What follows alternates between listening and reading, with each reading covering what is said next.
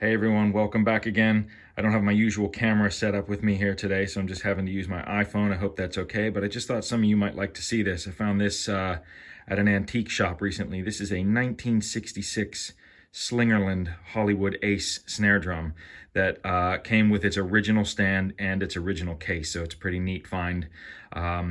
It was originally in a white marine pearl, but you can see here it's faded to a yellow, which they often do, but this one's quite nice. It faded really evenly.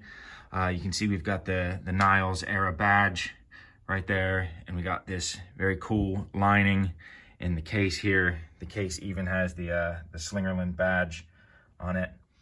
And then if I just go ahead and lift the snare drum up here, you can see on the stand, if you can read that there, it says Slingerland, Niles, Illinois, USA, excuse me.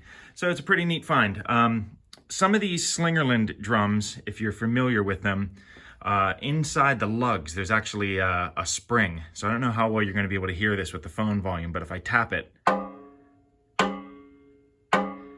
you get that, well, it's like spring sound. It sounds like almost like the inside of a guitar amp that has like reverb springs in it.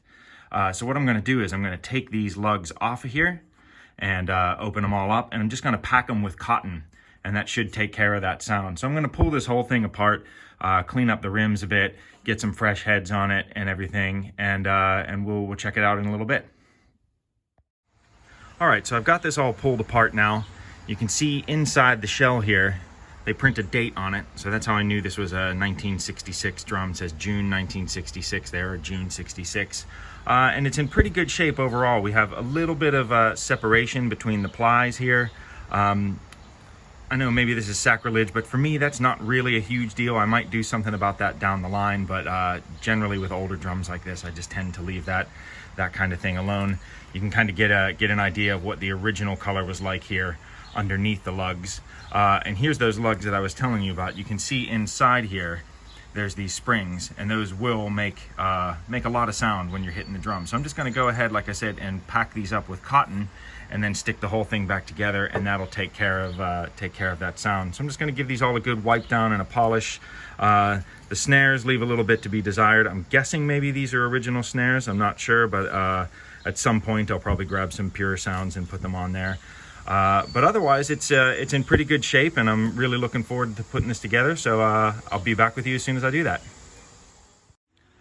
All right, so here we are. We're all cleaned up and everything. As far as the drum goes, on the inside, all I did was just take a dry rag and just kind of wipe it out of any dust or anything. The outside, I just used a paper towel and a little bit of Windex, to be honest, on the wrap, just to clean off some of the gunk that was there. I didn't want to go crazy with it or anything like that. Like I said, this is not like a full restoration or anything. I just want to get it cleaned up and in good playing shape. So just kind of some of the gunk that was between the rim and the shell and between the lugs and everything, I just hit that with just a little bit of Windex. As far as the tension rods go and the lug screws, I have this kind of gentle cleaning solution. I guess it's kind of like a Windex. I'm not sure exactly what it is, but I would just put that in a Tupperware tub and let them sit for a bit, and then just wiped them off with some paper towels, and they actually came out really nice. They're really nice and clean and shiny and everything. As far as the lugs go, I was a little bit nervous about soaking them in that solution. I wasn't sure what that might do to it. So I just dipped a paper towel in that solution and then just wiped them down with the paper towel. And then I just took them inside and hit them with a little bit of Dawn dish soap and a non-abrasive sponge. And they look pretty good. I mean, you could go crazier with it, but like I said, I just want to get it tidied up and in playing shape. And I did the same exact thing for the rims, just the cleaning solution with some paper towels and then some Dawn dish soap and a non-abrasive sponge on the rims, and everything's looking really good. I'm really pleased with it. And then as far as packing the lugs go, I've just got some cotton balls here. I ripped each one in half and stretched it out to the shape of the lug. So this is half of a cotton ball in here, and I'll just obviously tuck all of that in there and just stick it right back on the drum. And then you'll hear when we're done, you won't notice that spring sound anymore, and we'll be good to go. So next time you see this drum, it'll be all put back together. All right, and here's the finished product. It's looking really good. I'm really pleased with it. I've got a snare side ambassador on the bottom and just a classic coated ambassador on the top, which is pretty much all I ever use. As you can hear, that spring sound is completely gone because these are all packed with cotton. And yeah, I'm really pleased with this. This drum is very similar to the first snare drum that I ever owned. It was even a 1966.